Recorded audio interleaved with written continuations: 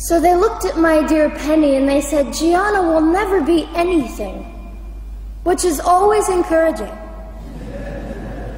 And she decided to ignore them, and she worked with me 3 times a day, and I began to hold up my head, and they said, well, Gianna will never this and never that.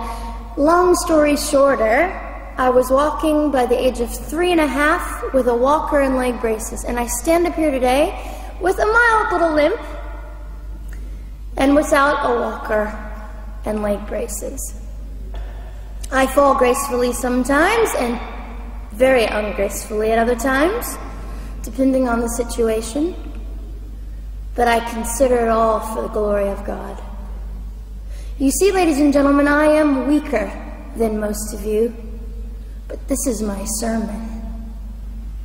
And what a small price to pay to be able to blaze through the world as I do and offer hope. And I think in our misunderstanding of the way things work, we misunderstand how beautiful suffering can be. I don't willingly sign up for it, but when it comes, we forget. We forget that God is in control and God has a way of making the most miserable thing beautiful.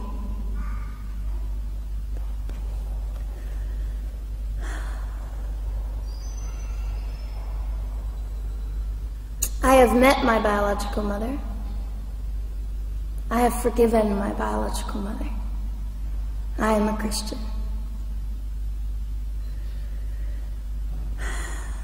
She's a very broken woman. She came to an event I was having 2 years ago, showed up unannounced, and said, hello, I'm your mother. And it was a very difficult day. And yet, while I was enduring all of this, you'll probably think I'm silly, but I was sitting there and I was thinking, I don't belong to you. I belong to Christ. I'm his girl, and I'm a princess. So no matter what you say, in all your anger and brokenness and rage, it's not mine to keep. It's not mine to carry, and I won't. I was saying all this inside. So ladies and gentlemen, you have an opportunity. But for just a brief moment, I would like to speak directly to the men in this room and do something that is never done.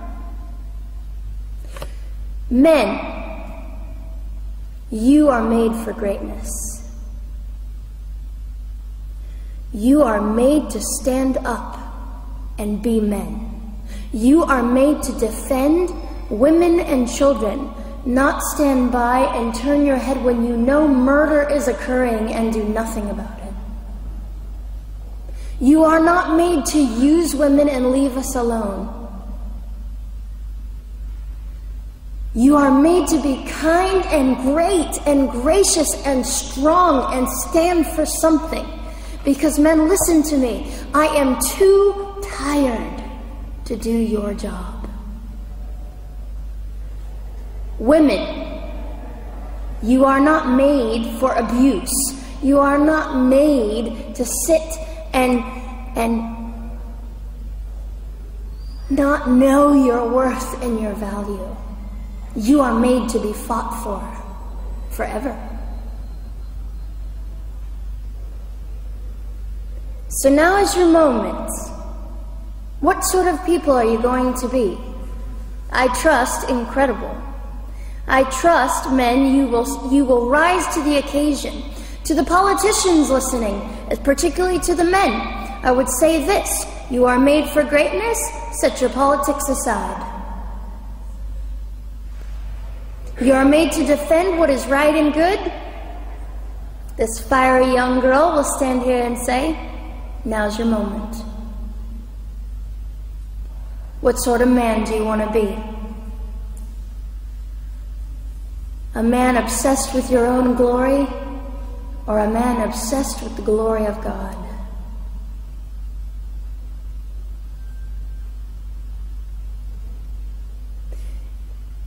It's time to take a stand, Victoria.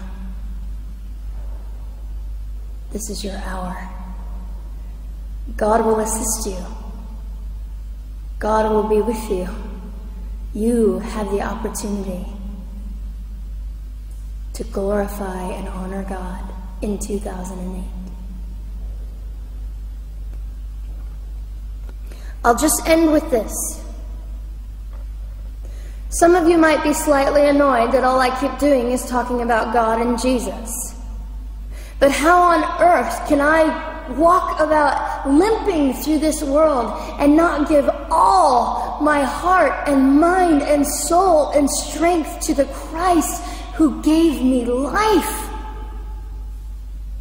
So if you think I'm a fool, it's just another jewel in my crown. My whole intent in living here is to make God smile. I hope some of this made sense. It just came from my heart. God bless and keep you.